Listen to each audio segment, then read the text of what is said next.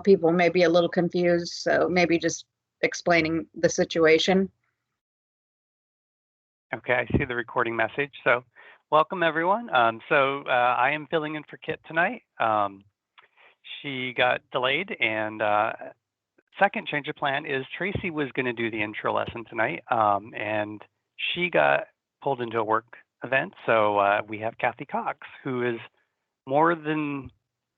she's our master beekeeper, so she's more than capable of answering questions. And so the presentation Tracy was going to do will be next month on space management, and Kathy will be doing a Q&A session tonight for the first 30 minutes of the presentation until 7.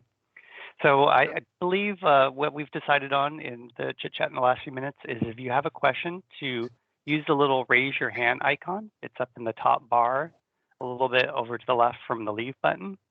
And just raise your hand, and then as your hand gets raised, Magali will pick on people, and then you can open up your mic and then ask your question, or you can type it in the chat if you don't want to talk, and we'll just facilitate that way tonight.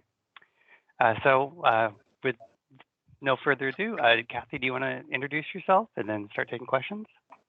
Sure. My name is Kathy Cox, and I've been a past trustee for Puget Sound Beekeepers, and I'm the education chair, so I get all of the classes set up for you guys. And I'm usually in the chat, so if you ask questions during any of the classes this year, I was the one answering your questions. And that's kind of what we're going to do tonight, is just whatever kind of questions you have, ask me, and if I can, I will answer them. So there's, a lot going on in the hives. Different areas have different things going on, but I think by now everybody's got some drones, and queens are able to get out and get mated, and our weather is better. So, it's probably a good time to ask any questions you have about how to keep your hives going, what to feed them, how to not eliminate swarming, but watch out for swarming. And then the meeting will be more on swarming. So you're going to get your fill tonight. So if you have questions, please raise your hands. We already have 3. Okay. So Buzz, feel free to take the floor, and then I have Eileen. Yeah, good evening. Hi, Buzz. Hi. Yeah, I've been a beekeeper for about 40 years, off and on. Not always successful, but I live in Bothell, and we had this last fall, I had a black bear get into my beehives and basically destroy them.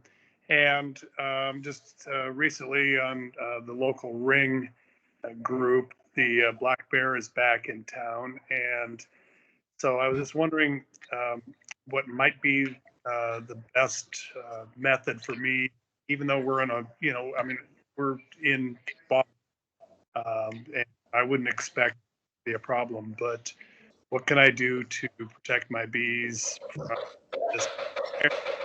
Probably come back since he was here last fall. Right. Once bees find you, once bears find your bees, they usually do come back.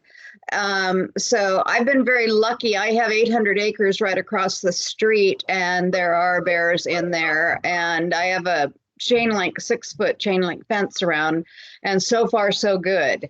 But Tracy up at her cabin has had bears, and what she did that has been totally successful is she put up a 6-foot chain link dog run, and then has 5 electrical lines there. And I have read and I have heard from other beekeepers who have dealt with bears that you bait it with bacon. So when the bear comes and goes for the bacon, it gets zapped, and they usually don't like that and won't come back. So that's what I know. I don't have experience my own, but that's what I've learned from other beekeepers who have been successful in being able to keep their bees after the bears have found them. Okay, I have some work. Good luck.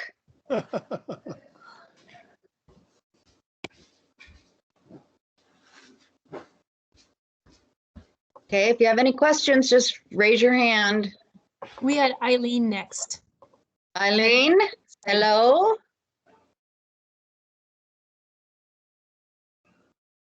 Eileen, if you're speaking. Okay, hi. Yeah, Okay, so go. Kathy, per your instruction, I did put a top feeder on, Oh, and good. I checked it after a couple days. It was full of algae. What did you put in the feeder, I guess is the best question. Yeah, sugar and water, and I didn't heat it or anything. I just, did 2-to-1, a 2-to-1 sugar solution. Right now you want to do 1-to-1, and it's probably a good idea to throw a splash of vinegar in there, Okay, and it will help prevent the mold. okay, And don't put more than your bees can take. So give them a little bit, and then watch it and see how long it takes for them to take that down, and judge that way so that you don't overfeed. A lot of Okay. people think, oh, fill it up and then I don't have to get in there. But if you don't have a real strong hive, you're likely to get mold. Okay, then the other, it wasn't mold, it was actually algae. Algae, But, right? Yeah. The other question is, I have, does anybody ever get slugs in their hive? Oh gosh, yes. Oh, God, Yeah. they're so horrible. What Right. do you do? I use Sluggo, so it's non-toxic for your Where? pets. And I just put it around the base of the hive, Oh, okay. where if you've got legs, put it around the base of the legs, Yeah. just so that the slugs, have to cross over it to get up, and that usually prevents it. They Okay. still find their way in, but Yeah. you can keep them down if you keep putting Sluggo out. Well, I found that cinnamon is the ticket for ants. That's Oh great. yes. Oh my You- God. It You works can like also a- mulch under your hives with like the cedar mulch, because the slugs don't like to be on I that. have cedar chip. They're sitting on a big bed of cedar chips. But are they old or fresh?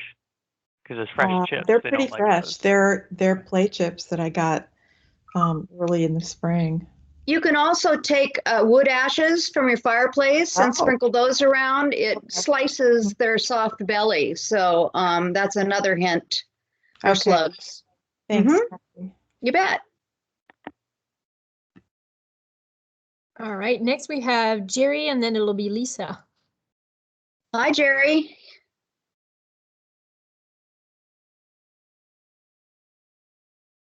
Hey, Jerry, if you didn't unmute yourself, I can't hear anything yet.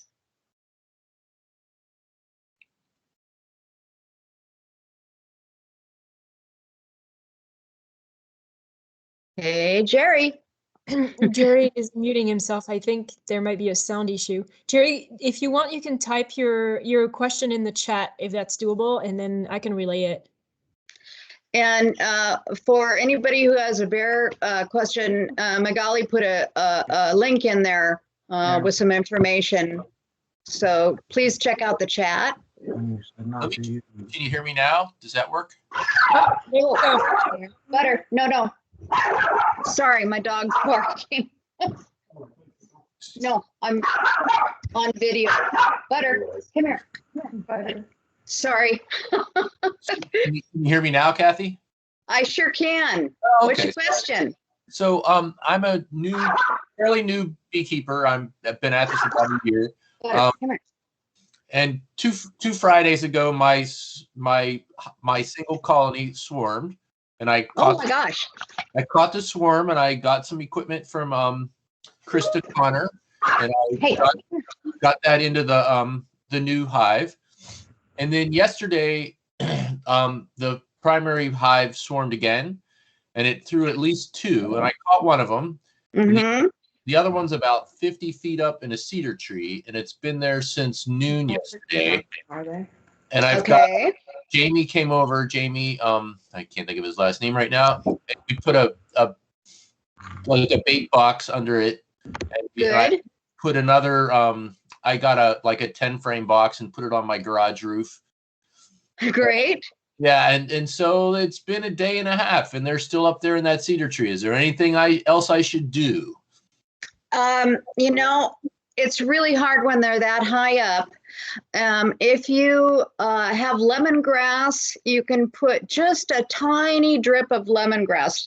They get repulsed by a lot, so just the tiniest little bit, a Q-tip amount of lemongrass, and that might be enough to attract them.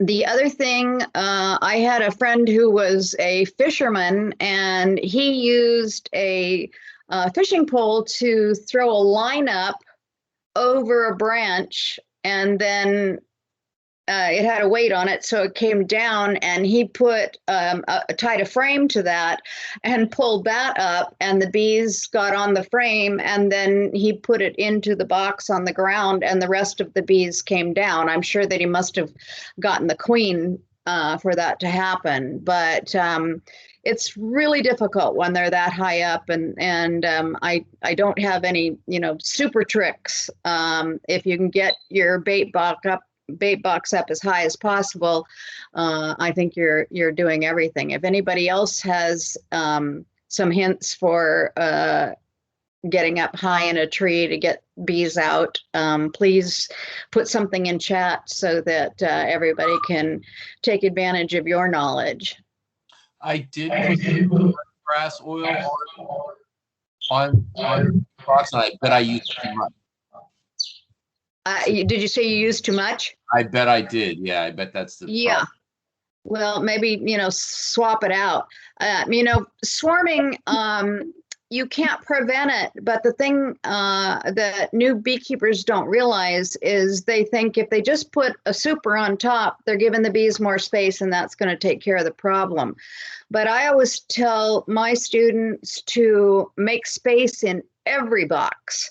Put a undrawn frame, put a drawn empty frame, give the bees some work to do, and they tend to stay put and not swarm. Also, your swarm cells are going to be on the bottom of your second box, and all you have to do is just tip a box up and look under there and see if you have any little peanut looking shells hanging down, and those are your queen cells. And then the best thing you can do is learn how to split out those queen cells and leave a couple in that original hive, because they probably are going to swarm, and that will leave you with a queen to take over.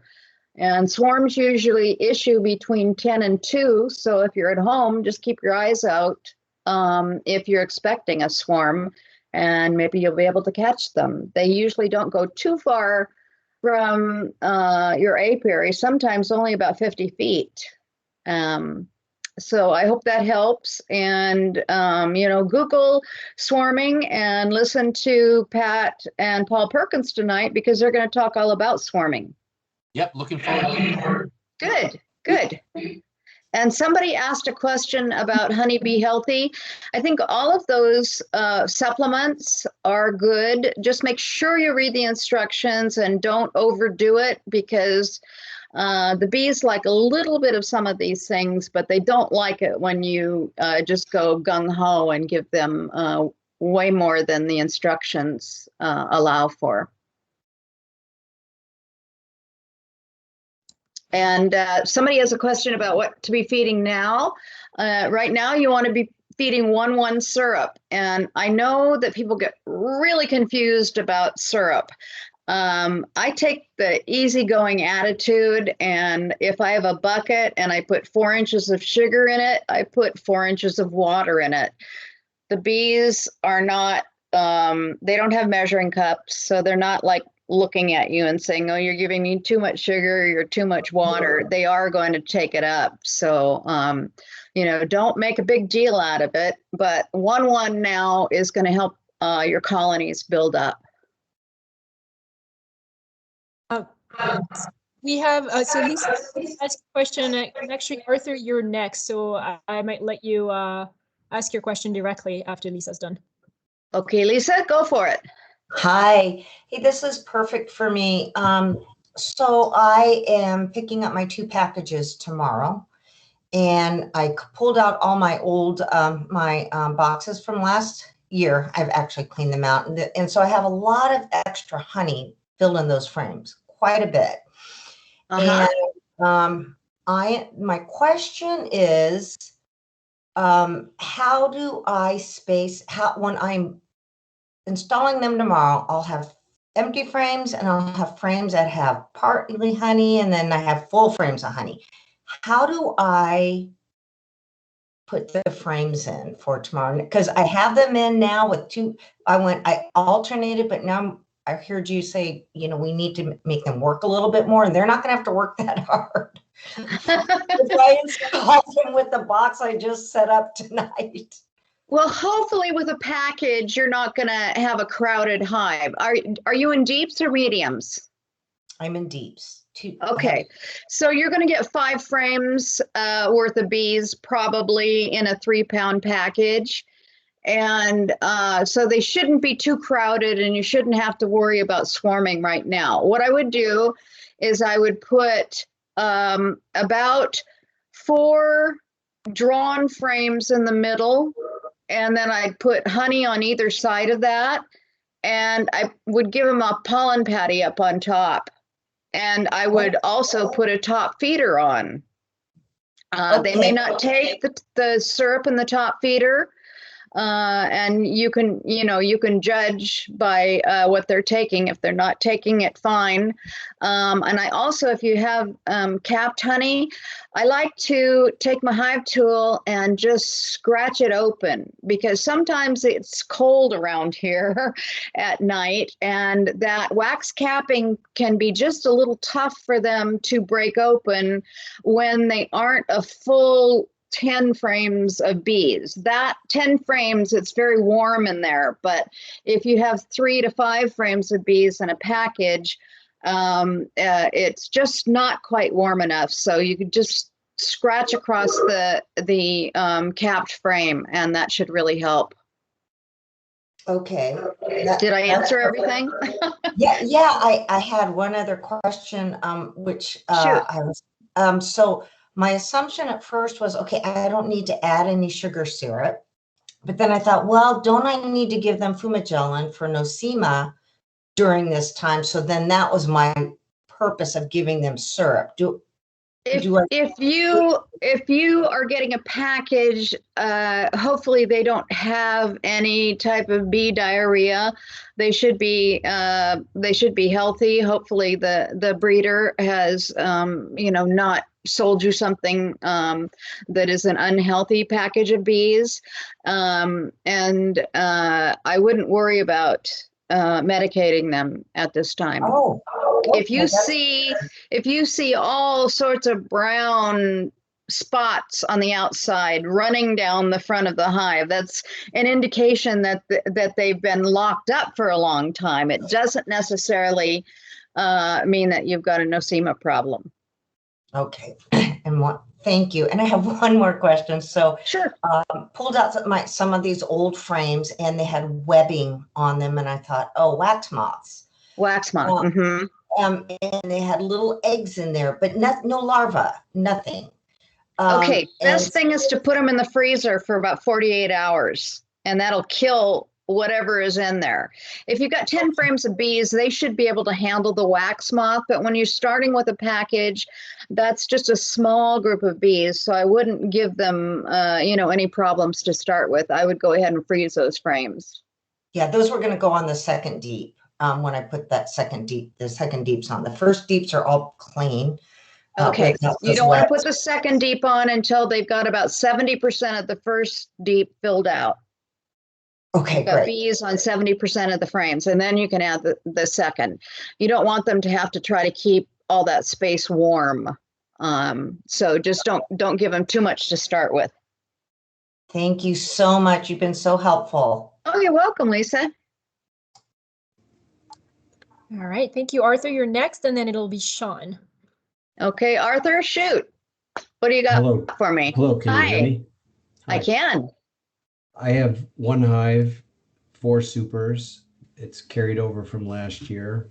I have evidence of queen, but haven't seen the queen last year and 3 times this year in the span of 2 months. The bees are increasing. I see capped brood, I see larvae.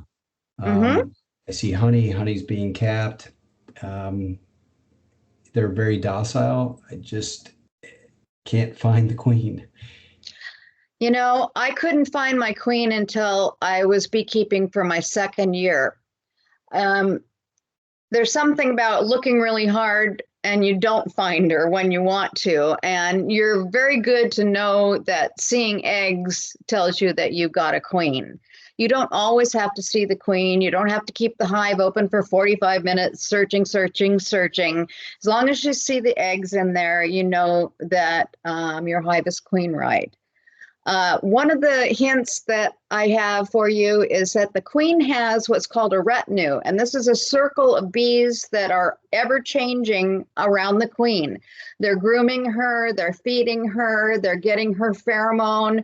They go out into the hive, so other bees that never get to be in her retinue will smell that pheromone and know that they're queen right. So look for a circle of bees and see if the queen's in the middle. Sometimes it's very confusing because she's got her abdomen in a cell laying an egg, and she's very hard to see when she's doing that. But that circle might give you a hint of where she is. The other thing is that queens move very differently from the rest of the bees. She actually just kind of strides through all of the other bees, and a lot of times they open up and make space for her. So look for something that moves different than all the rest of the bees, and you might spot her. Thank you. That's great. You're welcome. How would I prevent a swarm if, let's say, I go another month and can't find the queen, and I'm looking for the peanut shell shaped? You cannot prevent a swarm. You can mitigate it by looking for those swarm cells, and you're going to find them on the bottom of the second box. So if you're opening up the hive and lifting the frames out and you see those peanut shell cells hanging down from the bottom of the frame, they're already in swarm mode. And the thing that you can do is to split the hive. And if you're going to split the hive, you want to, if there's 3 frames that have those peanut shells on them, you leave one frame with 2 peanut shells so that there's a queen to take over the hive. Then you take another frame, your second frame with the peanut shells, and you leave 2 of them on that and put those in another box, and 1 frame of capped brood and 1 frame of open brood if you've got it, and food that would go on either side. And then you'd take the 3rd frame with the capped peanut shells or even the open peanut shells and put that in yet another box, and again give them a frame of capped brood and a frame of open brood if you have it, and food, pollen, and nectar. Great. And you're going to want to keep an eye on those small splits. And if you can, give them another frame of capped brood in about 2 weeks from your original hive, it will help them to build up. And the capped brood is going to help support your queen. The bees that are feeding the queen are 8 to 22 days old. They're the same ones that are making the wax for you. And so you need those baby bees to support your queen. Does that make sense? It does. How do you know what a uncapped brood looks like? Well, it means that there's no wax over the top of it. When you look inside, the way the queen lays is in the very middle. Usually, is going to be the larva. You'll see the white royal jelly, and then you may actually see a little worm that's laying down in a C shape. And as you follow that out, that's where you're going to see the eggs. And that's what I describe as uncapped larva. There may be some capped also on that same frame, but what I'm saying is you want to give 1 frame that's like totally capped brood because that's the queen's support. And then you want to give another frame of open brood, because that will be the baby bees that take over after the cap bees go through their babyhood and then become foragers. That supports the queen for quite a long time. Great. Thanks for your time. You bet. All right. Next we have Sean, and then we'll have Sadie. Okay, Sean, what do you got for me?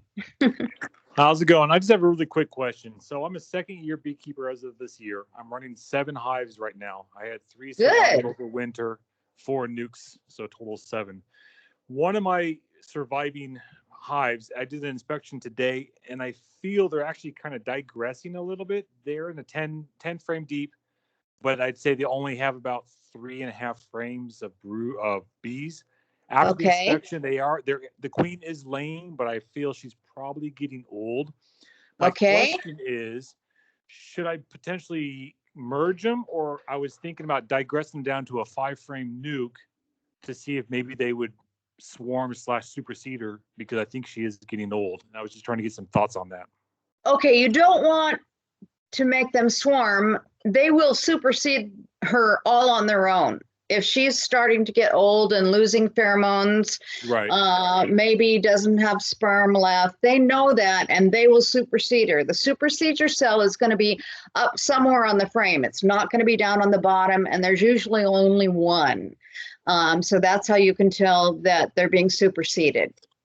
As far as, maybe if that hive isn't doing especially well, you could give it a boost by swapping positions with a really booming hive, and then the foragers from that booming hive would build up that old queen's hive, and maybe she just needs more bees so that she knows it's okay to lay more eggs, because if she doesn't have bee support in there, she's going to be laying just a little brood nest.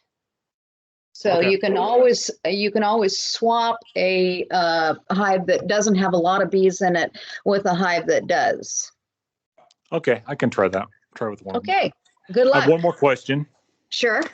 On the 2 out of the 4 nukes as of today, it seemed like there was way too much moisture on the inner cover, like to the point where it almost seemed like it was raining down. Is that probably like lack of ventilation, or is that just? Do you have an upper entrance? Not yet. Not on those 2. Okay, I'd put an upper entrance in there, so there's a good air circulation. And then what are you using on the bottom? Do you have some sort of reducer there? Yes. Is it on the small opening or the large opening? They're kind of a homemade. They're kind of a half size right now. I'm using a couple like repurposed 2x4s just to kind of close up half the size of the entrance. I see. Okay. Well, maybe just open it all the way. If you don't have any problem with robbing going on, which usually you don't this time of year, I would just give them more ventilation, and definitely an upper entrance should help that. Okay, I'll give it a try. Thank you. All right. Good luck. Thank you. All right, next we have a question from Sadie, and Sadie typed it. So Sadie, feel free to unmute yourself if you're comfortable with that. Otherwise, I'm actually going to ask a clarifying question for you.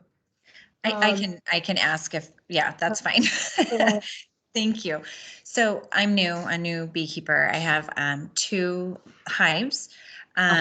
And I noticed on my first hive inspection, a week after I got them, that they were building out 80 to 90% of the frames. So they were in deeps, and then I added mediums. And I'm wondering if I should have added a deep, or does it matter? It doesn't matter. Okay. When I moved up here from California and started my beekeeping all over again, I went to all mediums. Everything's interchangeable. It makes it so much easier. And the weight is so good in mediums. A deep can be 100 pounds, a medium's 40 to 50 maybe. I had to take half the frames out of deeps to be able to move them. So you're okay with the mediums. They do just fine that way. And, if you want to make a change to all mediums, you can put a queen excluder on, put the deep up above. The nurse bees will go through the excluder and they will take care of the rest of the brood that's hatching out up there. And then once all your brood is out, you can take the deep off and be in all mediums. Okay. Sounds good. Just wanted to make sure I wasn't sure if there was some kind of difference if I was cramping them but it sounds like it's good to keep ahead of them and give them space. And like I said earlier, space in each box. You know, that's why I like mediums, because if I think that they're getting really crowded in there, I can take a frame out of each box, put it up above the food frame, and, you know, put it up above and give them an empty frame or an undrawn frame so they've got something to do and they stay busy doing that instead of making swarm cells. Okay, thank you. You bet. Okay, who's next? At this point, I don't have any questions popping up unless people with their hands still raised have extra questions. I see over there where it says plus 46, I see a hand raised. Go ahead, Adam. Okay, so I'm first year beekeeper. I have maybe 3 hives. Hey, I'll start by big thank you for Kathy for probably saving my apiary yesterday. You're welcome. Yeah, I have California pack that went wild and tried to rob the 1-day-old local nuke, and it was so vicious that I'm not sure if the queen is still alive. And that's my first question is only at nighttime or now the apiary is really quiet, and I know it's not the best time to open it now, but then in the daytime, because I have the top feeder, I don't want to open and expose all the smell of the honey of the syrup to everybody and create more robbing. So when is the best time to open and actually see if the queen is alive?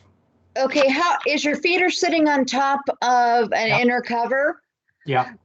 Take the inner cover with the feeder, keep it closed up, take that off and set that aside from the hive, and you should be okay with opening up. If you're worried about that terrible California nuke, I would just close all of their entrances up while I inspected, or the package, I should have said, while I inspected the nuke. And again, if you see eggs, the eggs are eggs for 3 days. So you know that you've had a queen within that 3-day period. Now, I'm not sure about our count there, but you may need to check it, tomorrow or the next day to get through that 3-day period to know that you still have a queen in there. Okay. Was your queen marked? Yes. Okay. Well, I recognized her before, so I can find her. Good. She's all my bees are yellow, and she's the only thing black that walk in her hive. Oh, good. My question, the connect to that is to do that in the late day when all the foragers are out, or to do it now when the hives are quiet? Well, I think it's much easier if you do it when the foragers are out. I jokingly call the drone congregation area the singles bar because that's where all the boys hang out. And they come home usually about 5 or 6 at night. And by that time, the foragers are usually in. So I think that if you can get in the hive before that, there's less bees to deal with. So you have less bees to look through to try and find the queen. You still can open a hive as long as it's at least 55 degrees. So daylight at 7 o'clock, if it's 55 degrees, you're okay to open it up, but you're going to be going through more bees looking for the queen. Okay. And my second question is connected that I think that the California package that arrived are both starving, because I see how much they are eating and how much the local nuke is eating is just, one is like ladies that sip a little bit, and the other one's like animals that just drowning themselves. Was the can that was in the package, was there any syrup left in that? Maybe drops. They're probably starving, sure. Yeah. And they'll settle down after a couple of days because the foragers can get out and bring nectar in. They may not have any place to store it, but they can be feeding it to each other. So at least that should help a bit. okay, and that's my question is how to recognize that because now I have all the highs with the reducer and the minimum. How do I know that I can go beyond that? Because today it seems like there is a traffic on the California pack on both of them. It was just traffic, the bees trying to enter, and the nuke was relaxed and quiet. So the nuke, I know that it's not, but I don't know when to open it. Well, remember those bees in the package have been locked up, and bees don't poop inside the hive. So a lot of them are going, let me out, I gotta go. And so you're going to see a lot of that just kind of hysteria for the first couple of days after you hive a package. That should calm down. And it may be that your packages have more foragers than house bees. So you're seeing a lot more traffic. Okay. It happens because in packages, they're just weighing out bees from all these hives, unrelated bees, and you don't know, and they don't know, the breeder doesn't know how many are house bees, how many are the foragers. So you may have an overabundance of foragers. Yeah. Thank you. Sure. So we should be wrapping up soon. Maybe one more question. Jeff, I'm actually sending a message to Paul. I saw that both Paul and Pat dropped off, and they seem to be having had a hard time getting back in. So I'm trying to troubleshoot that. Oh, okay. No problem. So maybe the people who have their hands raised will finish those. I don't know. That's 2 or 3 questions there. I see 3 hands up. Hi, everyone. Can you hear me? Yes. Yes. Hi, my name is Sarah Jacobs. This is my first year beekeeping. I just got 2 nukes on Sundays. This is literally day 3. I'm very excited. I've hived the nukes in their new homes. Originally had the hives on concrete blocks. Literally within 24 hours, one of the hives, the Carniolan hive, was being ants were causing a nuisance. Oh, And so I'm wondering if there's any good repellent that I can try. I tried, I did some research online and I saw sprinkle ground cinnamon around and use some mint. So I did both of those things. It didn't seem to keep them away. I went back and checked today and there were still ants on that same hive. So I actually, I elevated the hive off the ground. It's about 2 or 3 feet off the ground now. So I've got some cinder blocks and 2x4s that I put together this afternoon. But my main question is, are there other options to try to keep ants out?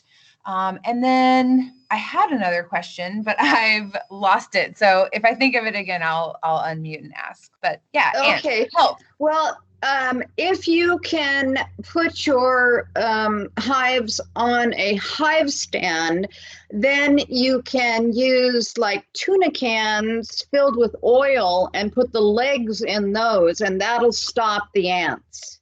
But if you're using cinder blocks, other than putting cinnamon all over and all around the cinder blocks, I don't know of anything else that you can do. Unfortunately, a lot of the ant treatments and some of the organic ones that I use are to use honey and borax, but that's going to attract your bees. So you don't want to be using that around the hives.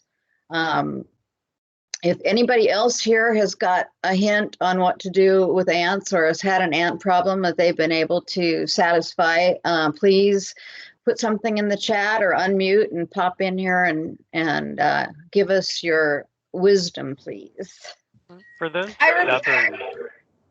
stubborn ants that are hard to get rid of, look for the trail and then use vinegar and spray down the trail because they leave scent markers for how they find their way back to the food.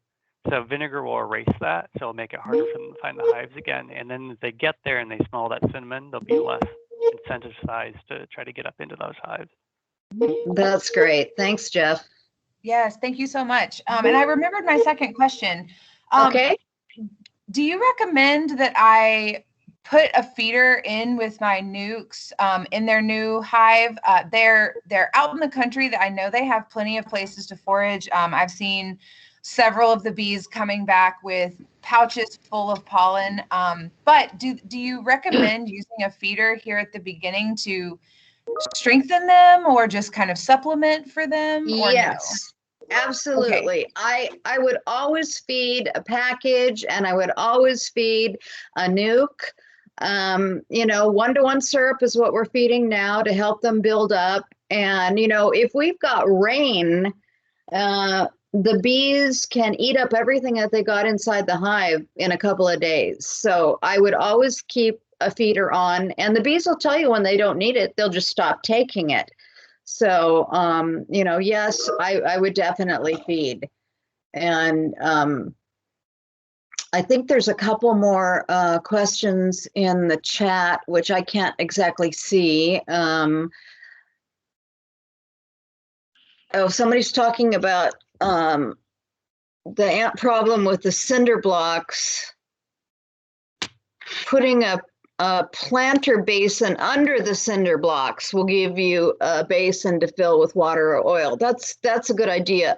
They've got they're kind of like big saucers that go under pots. That would be good to put under your cinder blocks. That was from Jay Wick, whoever Jay Wick is. Thank you. That's a great idea. And somebody's got a thing about disc brake grease, but again, the bees can get stuck in that. That would worry me. And Kevin has a question about the importance of keeping a log. Absolutely, it's critical that you keep a log. There's something on PSBA that you can use. There's something called Hive Tracks online that you can use. I started out with a notebook, and I've kept with a notebook. I can put pictures in it. I'm free form. I can put anything in there that I want. I can write a whole bunch about one hive and very little about the next.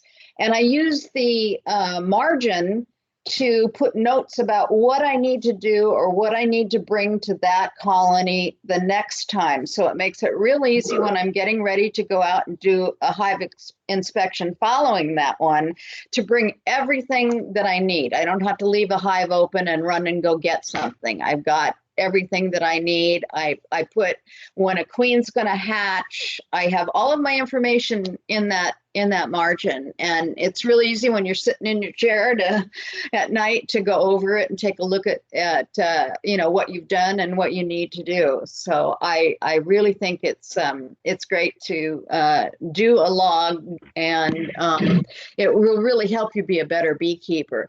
Magali's got a message there in the chat, which is the link to the hive inspection sheet on the PSBA website. So take a look at that, please.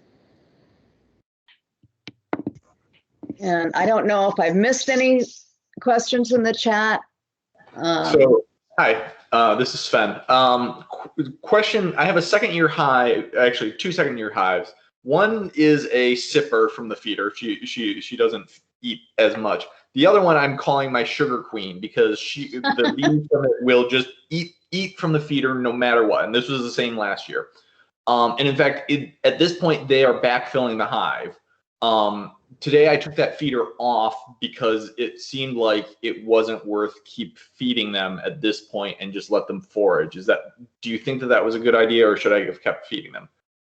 Question, do you have all drawn comb, or do you want to have drawn comb in your honey supers? Do you need to have new comb drawn out? No. If you do, okay. If you do, I would recommend that you keep feeding them.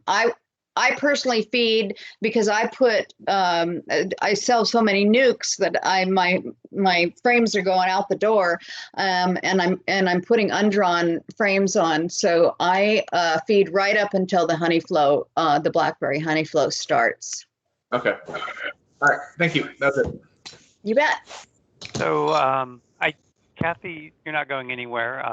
For anyone else who has questions, I think it'd probably be safe to put them in chat so Sure. that we can keep moving on. I want to make sure we check in with Megali to see if we were able to get Pat and Paul Perkins back. Maybe. Cross my fingers. I'm trying to track them down. Do you have their number by any chance? I may have their number.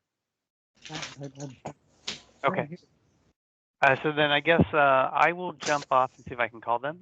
Kathy, I guess if there's more questions, it looks like I don't know. I can keep going if you want, Jeff. Author Eric Anderson or looks like Howgate. Is that Jessica? Oh, that's just Lynn. Just Lynn. Yes.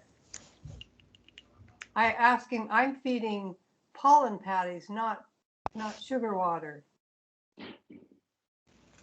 Okay. What are your hives? Are they They're new, existing or are they new? New nooks. New nooks. Okay. Definitely new nooks. You want to feed. It's really important until they get established, until they store up, that you're giving them 1-1 syrup.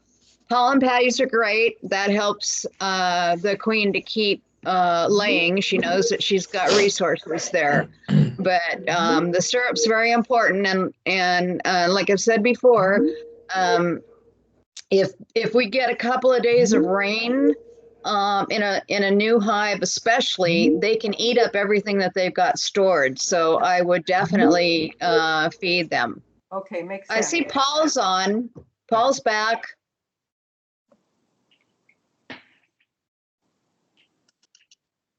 Yeah, Pat's here too. And Pat's here too. Good. Okay, I think Jeff went off to try and call you guys to make sure that you were still with us. Okay, that's great news. So then thank you, Kathy, for doing Q&A and filling in for Tracy tonight. You're welcome. Greatly appreciated. And you are watching chat if someone has another question they think of last minute, or to segue in to some of our announcements before we transition to Pat and Paul's presentation. So Puget Sound Beekeepers, welcome. We're a 501(c)(3) nonprofit charitable organization. Kit's not here tonight. I'm just filling in from her. I'm past president, for those of you that are new and don't know me. Some announcements she wanted me to throw out there is tomorrow night. I know it's maybe short notice for some of you, but if you have any interested in talking to schools, to kids, to other groups about bees, we have a Teach the Teacher session at 7 o'clock. It is virtual. It is free to attend. We'll teach you all the ins and outs of how to do a presentation, and you can take it from there. You don't have to be an expert unless you're talking to little kids, because they tend to be experts for some reason. So they know everything about bees. They know where the head, the thorax, the abdomen is. But adults, Rotary clubs, all that fun stuff, even your first year beekeepers, you can come off and you'll know way more than your average person. And if you don't know a question, the Teach the Teacher class will help you point you in the right direction to dealing with those. I'll post the link in the chat here. If you want to attend, you can sign up. Oh, Megali already beat me to it. And so the other thing is neighborhood captains. Maureen's done a great job of updating the forum. I don't know if you want to talk to the neighborhood captain program, Maureen? Maybe? You want to unmute yourself?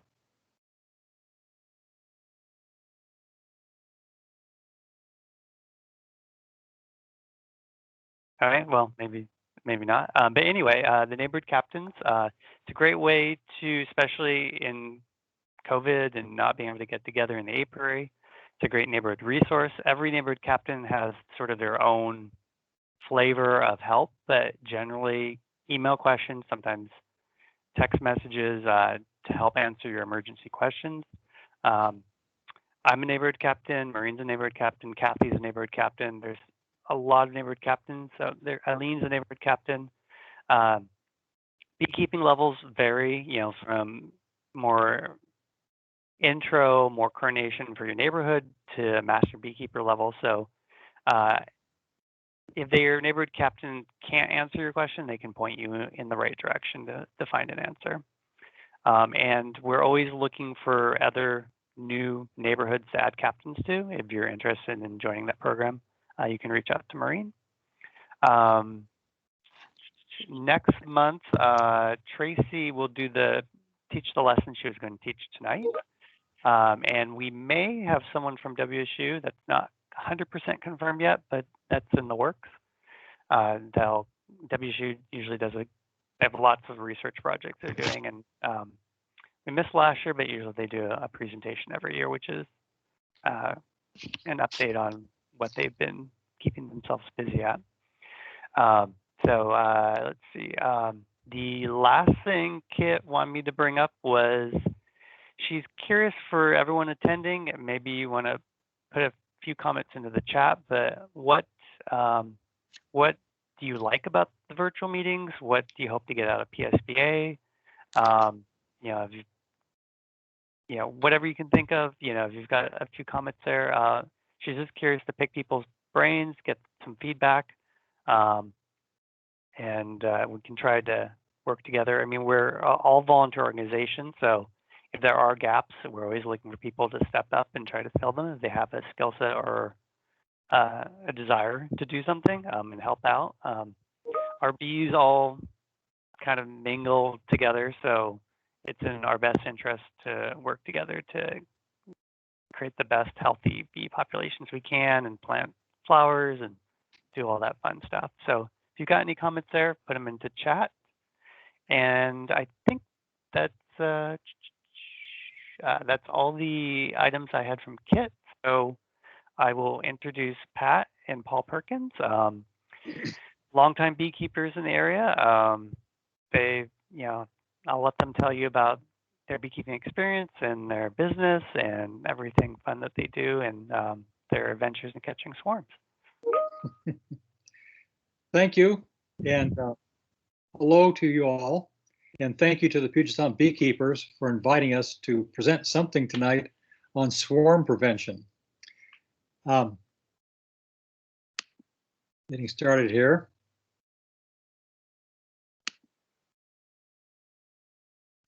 There.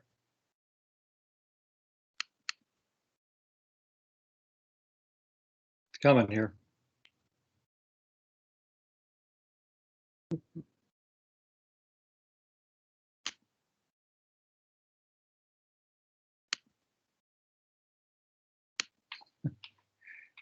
This is the middle of the presentation, so we got to back up here a bit.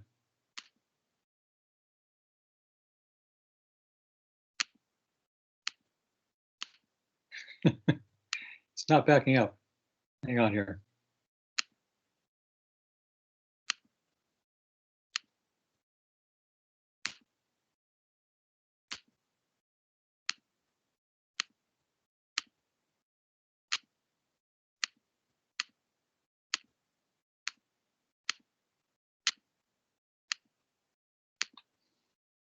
We're almost there.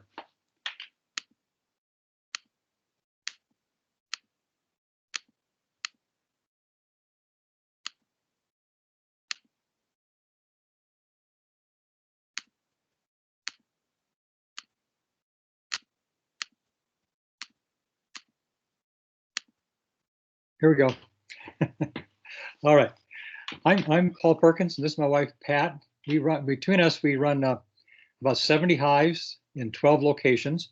We have hives in Seattle backyards, the Center for Urban Horticulture, a Bellevue backyard, and Preston and 3 farms in the Snoqualmie Valley. Don't see the pictures. Here I am in Fall City. You don't see this? No. Okay, try this again. I can see your pictures. You can see my pictures? Yeah. Okay. Okay.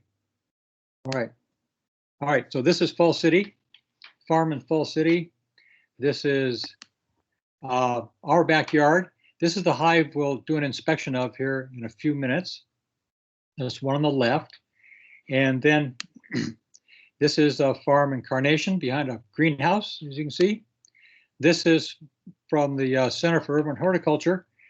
Put this in because this is the area where we used to meet before the pandemic. So our company name is Seattle Urban Honey. And here's what one of our 1-pounder jars look like. And here's a smaller one. During the pandemic here, we sell at the U District farmers markets on Saturdays, and this is what we look like in this setting.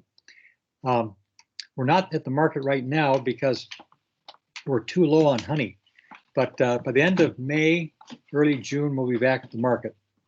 We've been at this for about 13 years, and tonight we'll be talking about managing hives for swarming and show a couple of videos to illustrate this. But to start the season off, we always have to remind ourselves that dandelions are very important. So there's a dandelion picture from April the 6th and a bee on it, just to help us get started.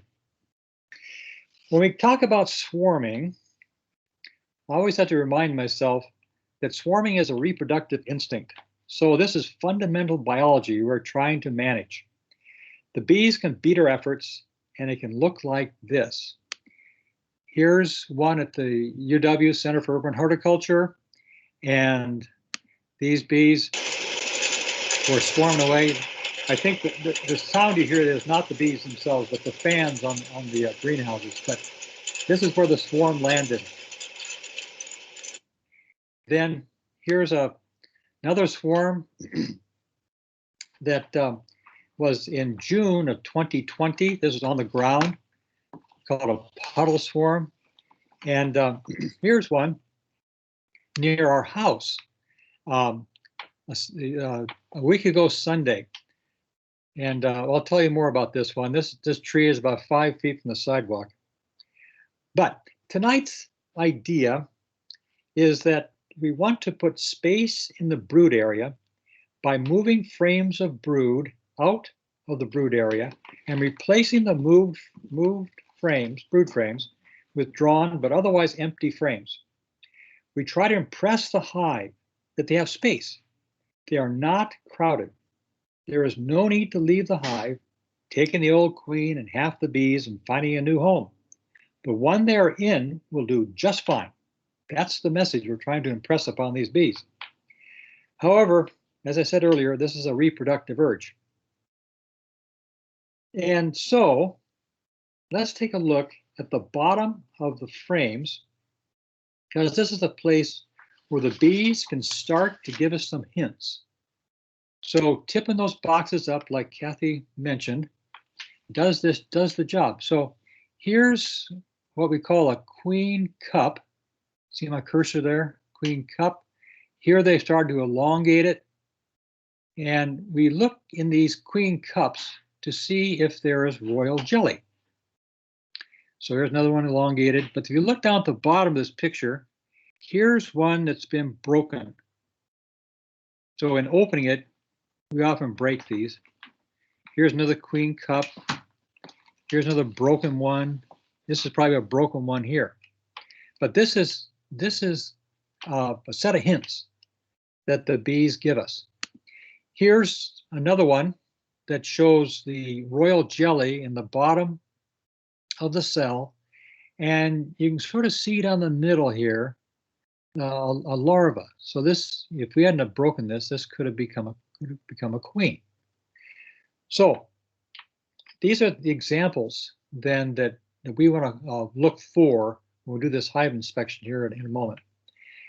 Now, the hive that we're going to look at overwintered like this. This is not the same hive, but it's similar to the one we're going to look at. So the bottom box in the last week of March got rotated to the top, and then the middle box went to the bottom, and the top box went to the middle. So this gave the impression to the bees that there's more space because they usually work their way up. So more space in their hive. The only time we don't do this is if we see brood in top box, second box, and third box. Then we just say, okay, you guys, that the queen is doing very well. We'll put just another box on top, and then we will come back later and check on them. But that's what we're working from here. So here's our hive that we're going to look at here, and we're going to do this in QuickTime. And here it is. Okay, wait. Wait a minute. Good morning. This is April 16th, 2021, and we're near Tangletown in Seattle. So this is a hive in our backyard. So we're near the shores of Green Lake.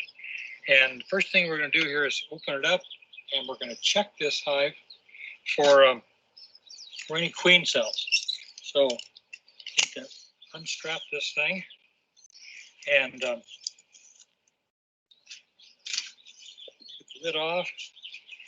We're in the process right now of taking out the insulation. So I'll do that right now. There it comes. Put that aside.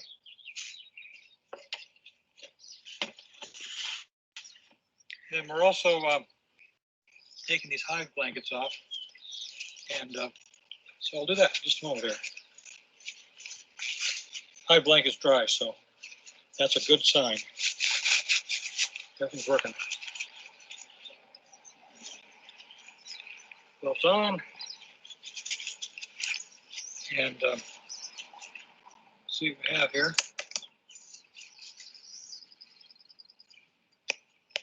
The bees are home. And there are plenty on the screen here.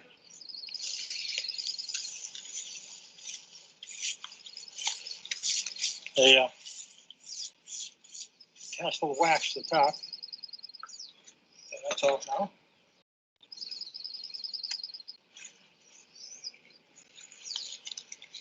Then we'll take a look inside here.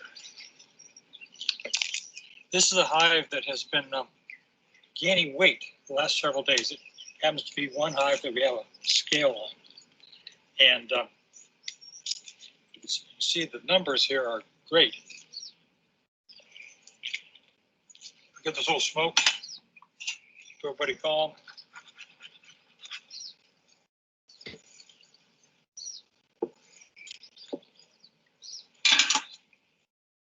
Looking over the top here. Things look pretty normal. I don't see any, well, I here's some brood in here. Okay. All right, we'll tip these boxes up now and see what we have underneath.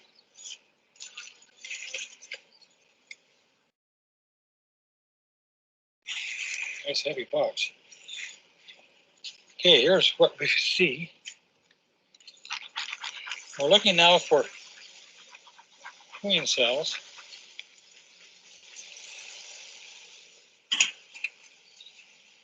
And something like that. Nothing on the bottom. Always look to see if there's any royal jelly down there. But I don't see any up here. And just for the beekeeper's sake here, we're cleaning this stuff off.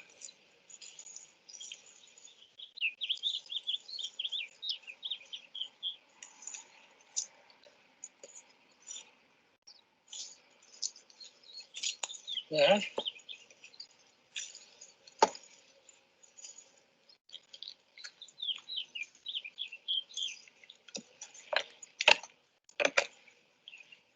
Smoke.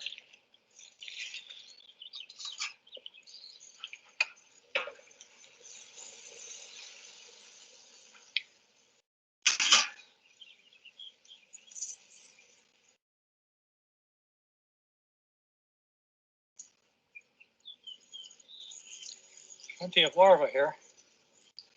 Most of this is looks like drone larva.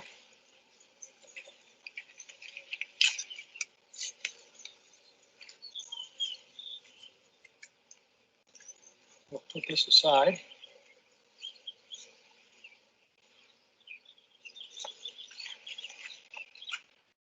There we go.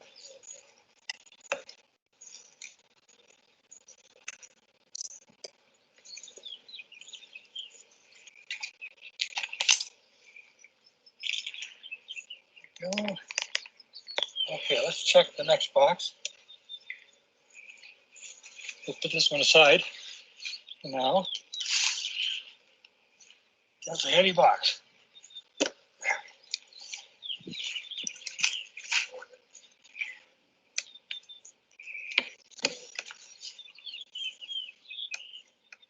Zip it up. Here's some old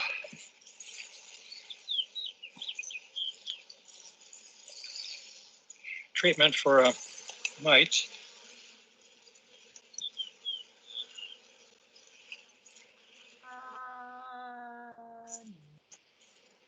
I don't see anything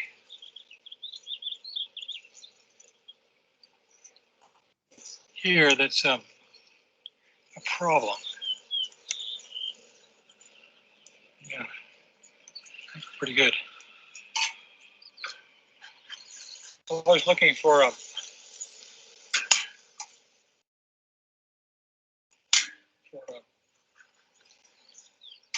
your royal jelly. See if they're wet at the bottom.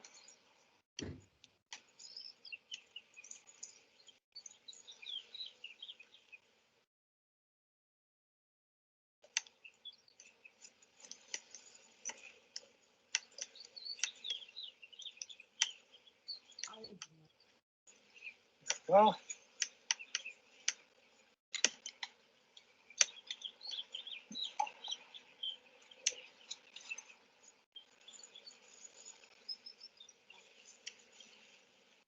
okay, we'll put this box over.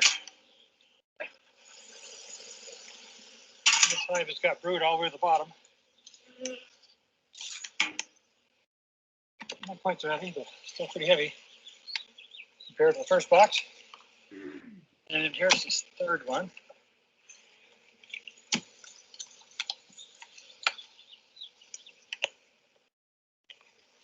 Whoa, yeah. They're keeping their bottom board clean.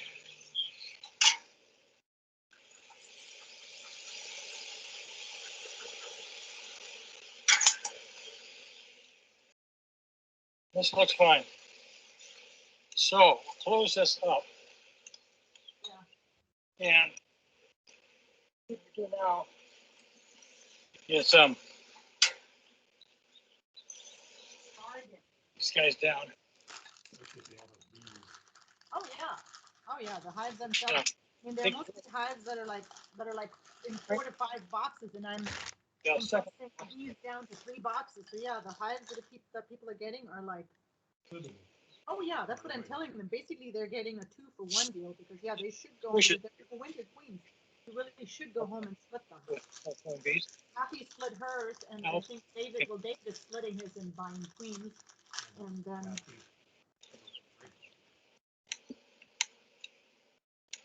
I don't know if Ben.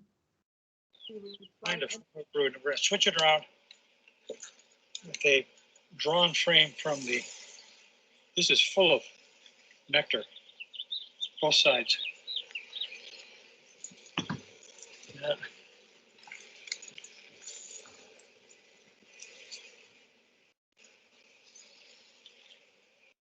Okay, here we come. Second frame in. We've got some brood. Here's something special. What is that?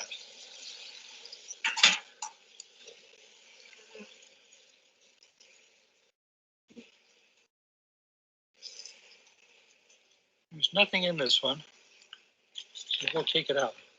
But that would be the location of a supersedure cell. Over here, Got plenty of brood here. Yeah, look good. This next frame has even more.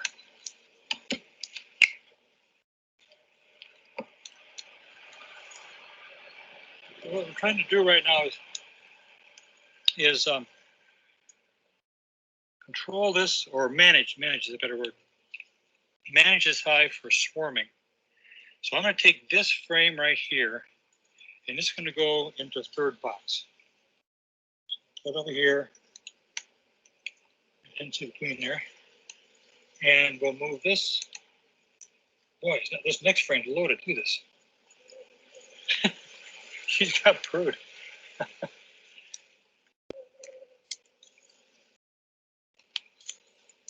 But this was the original frame on the outside here, so we'll leave it there. Putting a little purple off here, so put this in the laser. And it slides. So what we're trying to do with this technique is impress this queen that she has room. She doesn't need to leave. So let's see what this one looks like.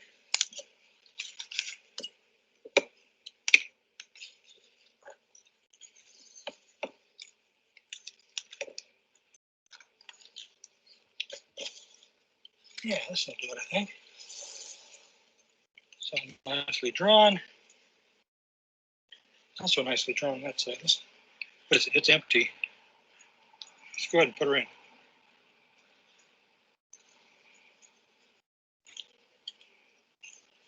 Okay, now put this back on top, and I'm going to move these frames over a bit so this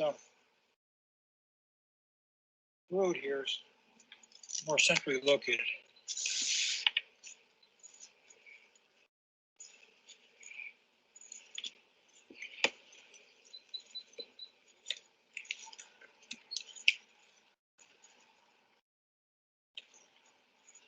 This next frame here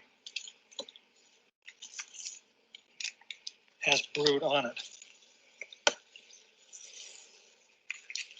So it's up in third box, so she's working. There's brood there. On this side, so you got more.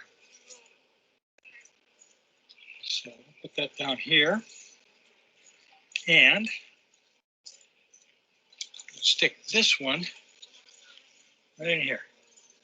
So we've opened up the brood area in the second box down here, trying to press upon this queen that she's got room.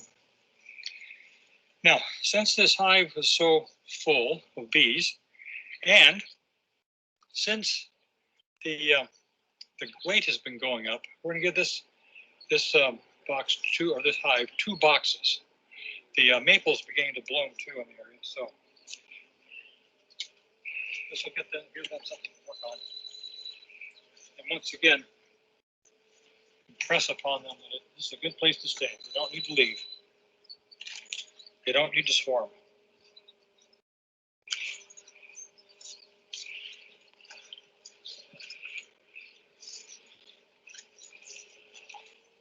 So these are drawn frames. 8 of them are drawn. And then the 9th and 10th are new frames. So give them something to build out.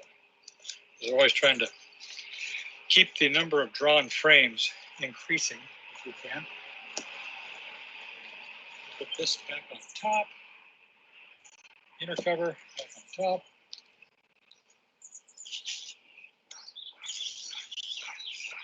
And then here's the lid.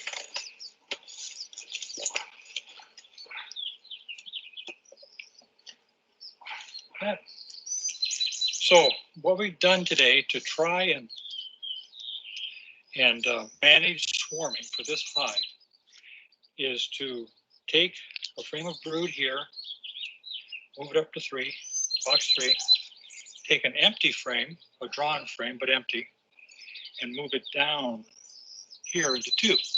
So there's more space in the in the brood area. And this is the kind of thing you can do every week to 10 days. Just keep coming back to the hive, keep moving frames up.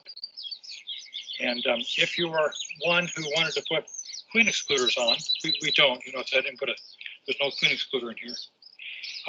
This would be a time you could put a queen excluder in when you have these boxes. But otherwise, that's the technique here, trying to open up the brood area to impress this hive that they've got room, and so they will not swarm. It's not fail safe, but it does impress the hive that they've got room. So that's the video, and I'll try and give you a screenshot when we do the presentation of the weight of this hive up to the 16th of April here. So thanks. Wait a minute. Good morning.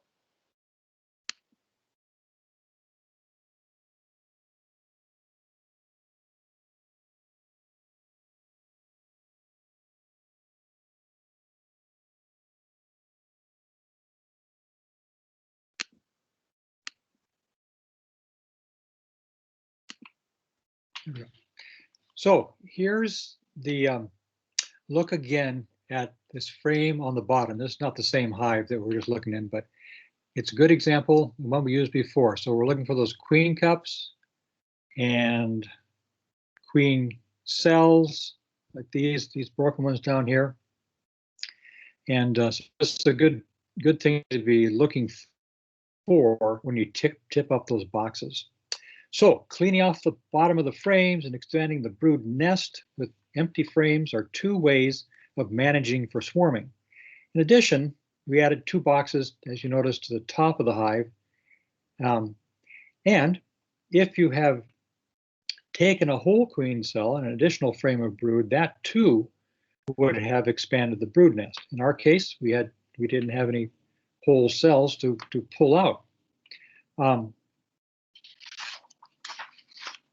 Now, what I'd like to show you here before we take some questions is that if you do find a whole queen cell and it's not broken, you could then put it in a nook and with another frame of brood, and the bees can start another hive. So here's a video of this that Pat will narrate.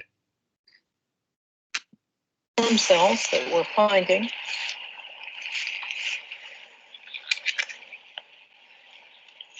We're going to harvest these and put them into a nook with some bees and some resources, and that will become another hive for us.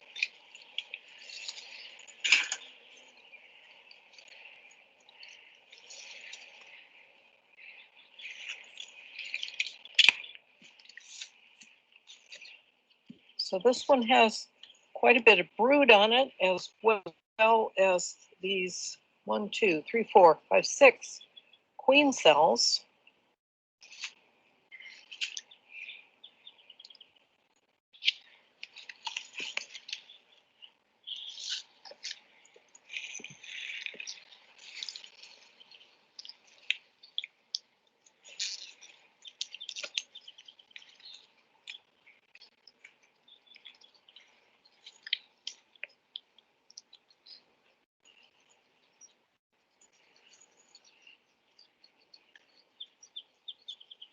Handle it very carefully.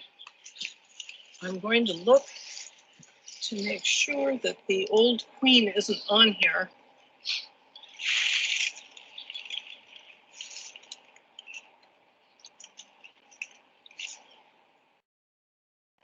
And I don't see her.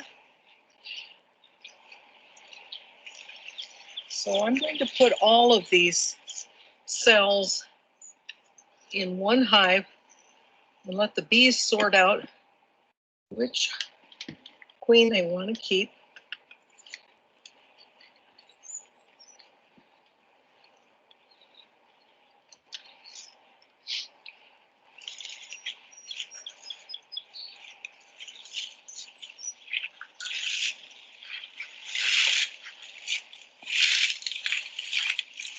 frame has 2 more queen cells on it.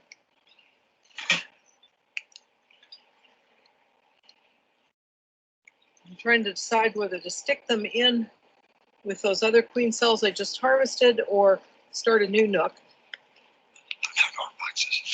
I think that they're going to go in with the other cells I harvested.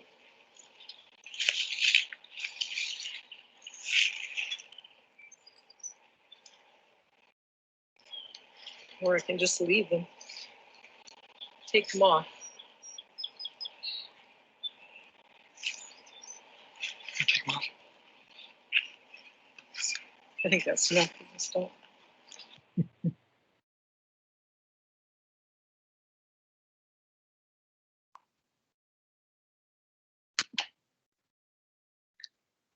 Any questions at this point?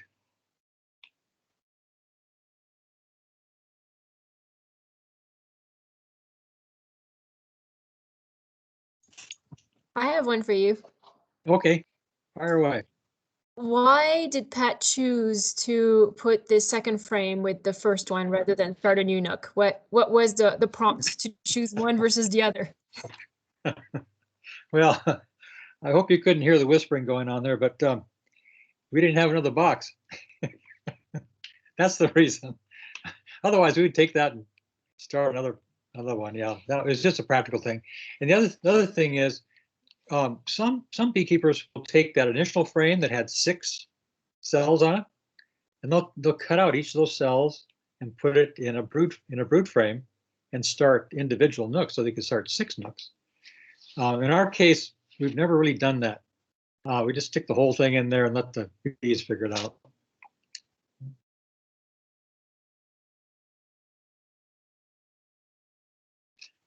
Okay, well, let me. Oh, do people put their hands up to ask questions? They would. Those are older hands up, although we just got one new one. Eileen, do you want to ask a question? Yeah, so a couple questions. Wow, I saw you completely tip that box almost like, you rotated it almost 180 degrees. It totally freaked me out. I was like thinking, oh my God, those frames are going to fall out. I guess you aren't worried about that. I know it's always hard to get them out. I don't know why I would think they would just fall out by themselves. So, but Yeah, that was interesting Yeah. lesson for me. Yeah. The other thing, I actually learned something too, just watching myself open that original hive. Today when we were working, and yesterday, when I scrape down those frames, when we look and check the cells, I don't go picking that stuff up at the bottom anymore. I just pick that box up and put it over, and then we'll clean off that next box from the tops, a little smoke, makes it efficient. But the only place where I worry about tipping those boxes up like that is a couple places where we actually have hives on the edge of a cliff. We have some hives over on Queen Anne, over by the Aurora Bridge, and it just drops right off. Oh God. So I have gone over. Oh. So we keep a hand on it. Yeah. But, yeah, you can just tip them up and let them sit on their bottom, on their sides. Yeah, right that's on the hive. interesting. They're stable. If I could get a word edgewise, Paul rotated the camera, so it looked like we were rotating that box further than that's we true. actually rotated it. We only rotated it 90 degrees from the original. That's true. Yeah, yeah. Good point. So the other question were those all wooden frames? No. Some are plastic, some are wooden. Uh-huh. Yeah. Any preference or any thoughts? Well, we use plastic because it's easier. Uh-huh. Yeah. Yeah, you just take them out of the box, put them in, and the bees seem to enjoy it, to accept them just fine. I also noticed your boxes all fit together really well. I feel like maybe I guess my boxes aren't like as finely put together as yours. Yeah, some of ours don't fit too well. We have some boxes aren't quite square. We bought a set of boxes several years ago from another beekeeper that was going out of business, and they were new and weren't quite square. So anyway, we try to adjust it to make sure it fits. Okay. Yeah. Thank you. Oh, yes, yes. Yeah, you're welcome. All right, well, seeing if there are no other questions, let me just finish here with a little bit on swarms, okay? Because this, like Kathy says, you really can't hold these bees in the box. So let me get to my correct buttons here.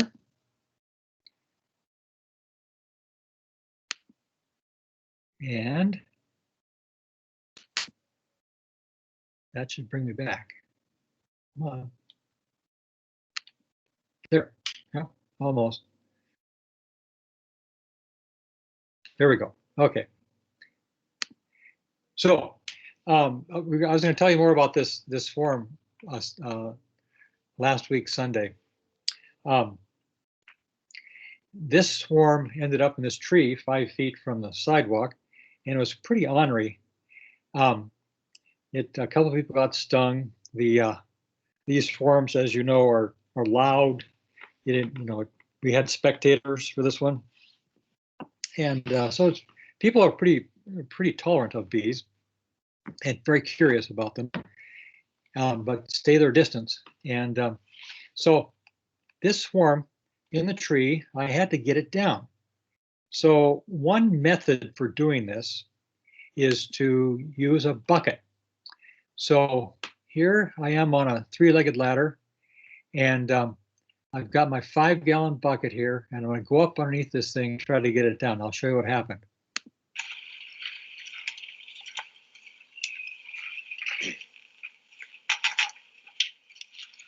Get closer and closer here. And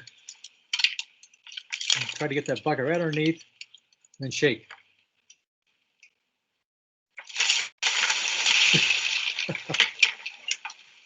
How do you like that? I did get quite a few bees in the bucket, but I had a bunch on the ground. And one of the interesting things about bees on the ground and hives is that you can often get them to walk in. So here's a little picture of them walking in, the same bunch.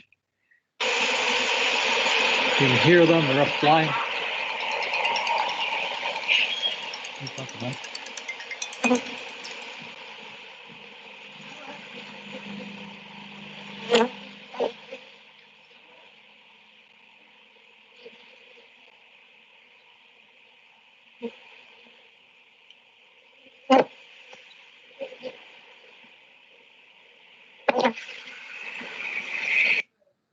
If I had this on QuickTime, you would have had a smoother picture, and you would have seen the bee just trying to troop in. It's pretty cool to watch them do that.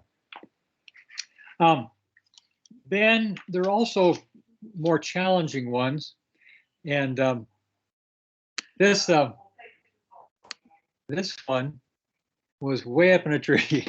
This is out near that farm in Falls City, and so you can see I've taped together a couple of extension poles, and I have my bucket way up there, and I also have a longer 3-legged ladder, and I try to get this thing. So Pat was filming this, and here's what she got. I'm on the ladder here, and here we go.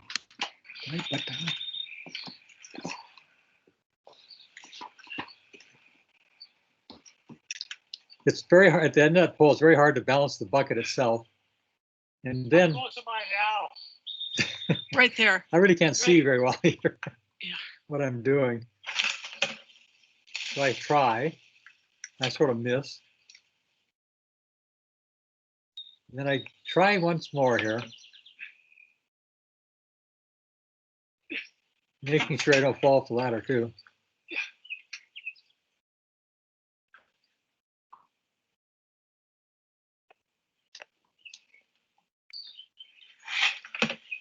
And I get them, and then I lose them.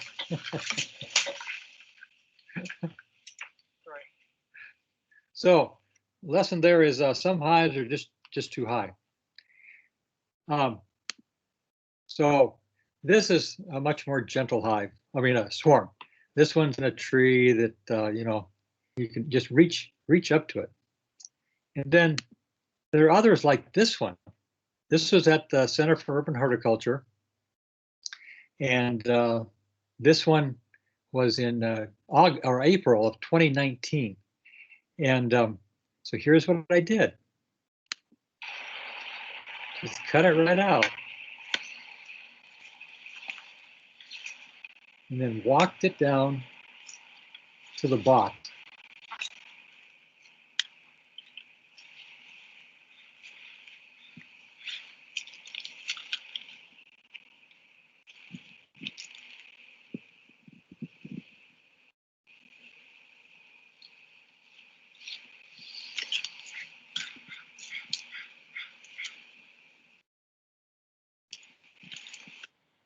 All right.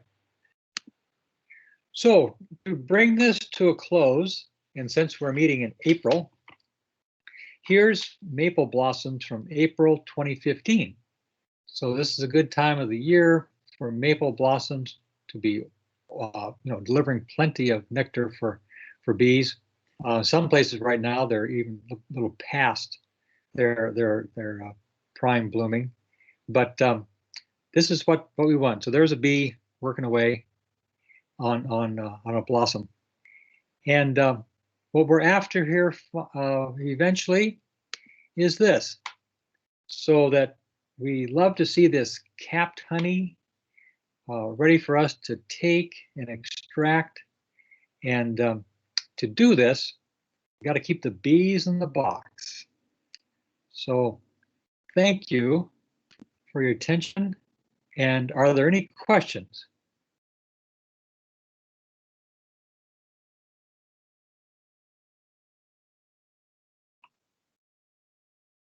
Feel free to raise your hand. Anyone? I'm just going to jump in because I keep raising my hand and I don't know if it's working or not. Is that okay? Go for it. So I just wanted to ask, have you done anything with queen screens? So using the cells and moving them up above an active hive and then having the queen screen blocking them. So now you have a queen below and then the cells above, and then you hatch the queen and now you have two hives together. Does that work? I've read about that, but no, we've never done that. We haven't. Yeah, I'm just always curious if the queen hatches, if there becomes the little war that goes on, They can't get to each other, but will the bees kill one or the other? Yeah, I don't know. Yeah. Okay, thank you. There you go.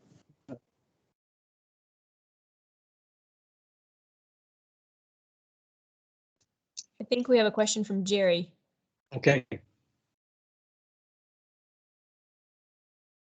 Jerry?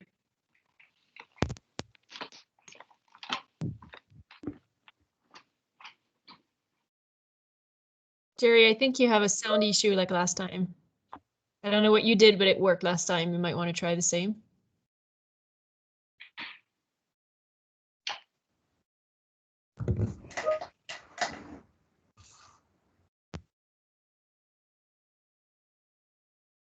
Well, Jerry figures it out. Sonia, do you want to ask your question? Yeah, I was curious about how far the bees go when they swarmed. I unfortunately lost half my new nucleus last year, and they swarmed, and I looked all over the neighborhood for them, and I couldn't find them anywhere. Yeah, our experience anyway is that they're usually pretty close.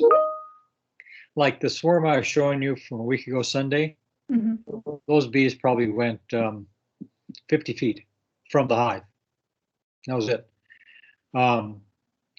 Other times, though, we did have one swarm over in Bellevue where they went way up in a tree. I mean, it was.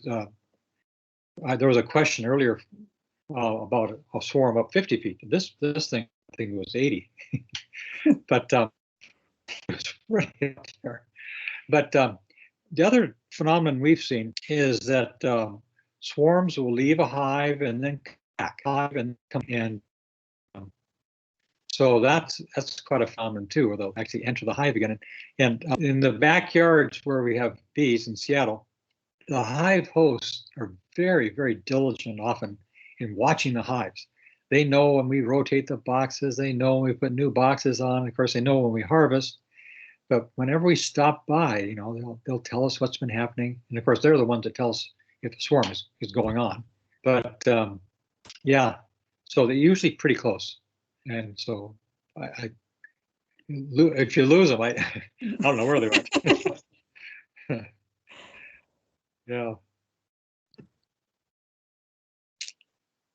Well, the main idea I just wanted to leave with everyone is similar to what Kathy Cox was saying too. I think that opening up space in the brood chamber is pretty effective.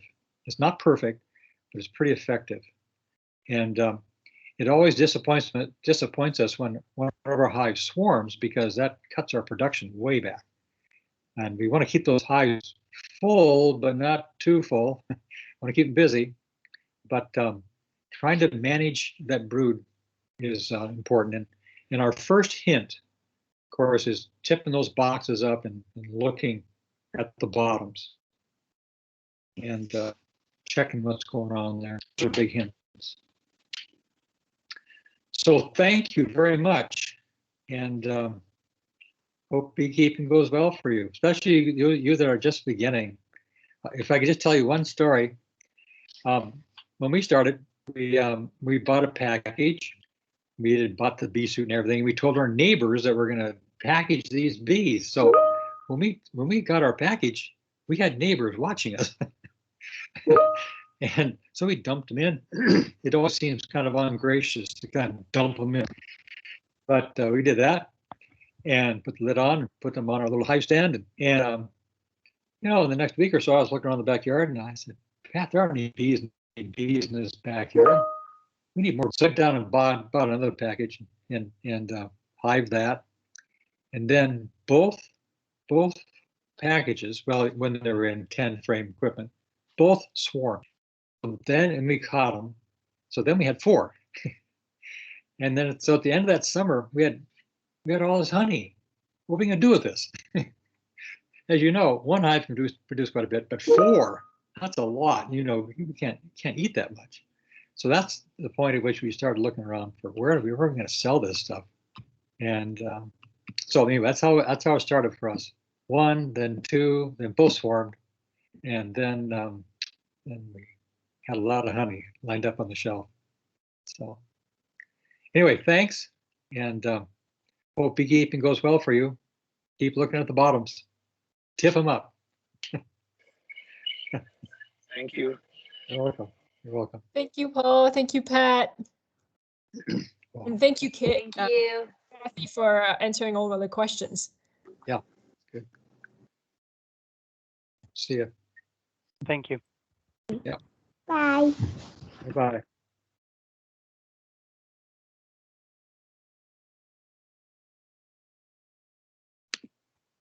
Mm.